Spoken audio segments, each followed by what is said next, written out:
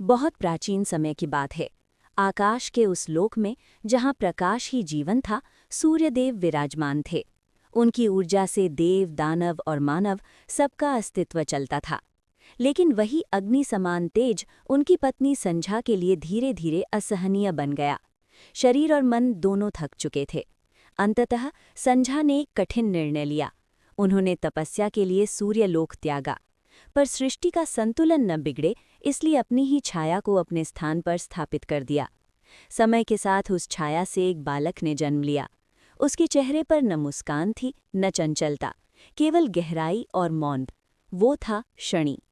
जब सूर्यदेव को ये ज्ञात हुआ कि बालक वास्तविक संझा से नहीं बल्कि उनकी छाया से उत्पन्न है, तो उन्होंने उससे दूरी बना ली। देवलोक में वो बालक सबके बीच होते हुए भी अकेला था। अपमान उसका साथी बना और मौन उसकी आदत।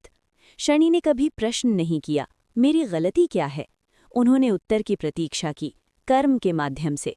लेकिन अन्याय जब सीमा लांघ गया, तब मौन भी भारी हो गया। एक दिन शनि ने अपनी दृष्टि उठाई। उस दृष्टि में न विद्रोह था, न प्रतिशोध, बल्कि संतुलन की पुकार थी। सूर्यदेव का तेज क्षण भर को मंद पड़ा। देवताओं ने समझ लिया, ये शक्ति क्रोध की नहीं, न्याय की है। तभी ब्रह्मा प्रकट हुए।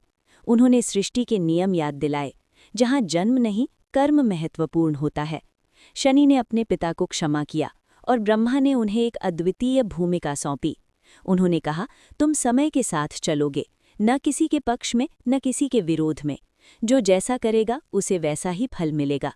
उस क्षण से शनि दंड देने वाले नहीं, बल्कि कर्मों के लेखाकार बन गए। लोग आज भी उनसे भय खाते हैं, पर सच्चे मन से जानने वाले जानते हैं, शनि कभी अन्याय नहीं करते। ये कथा सिखाती है कि मौन सहनशीलता नहीं, बल्कि आत्मबल होता है, और न्याय देर से सही पर अटल होता है। अगर ये कहानी आपके भीतर विश्वास जगाती है, तो श्रद्धा से लिखिए, जय शनिदेव।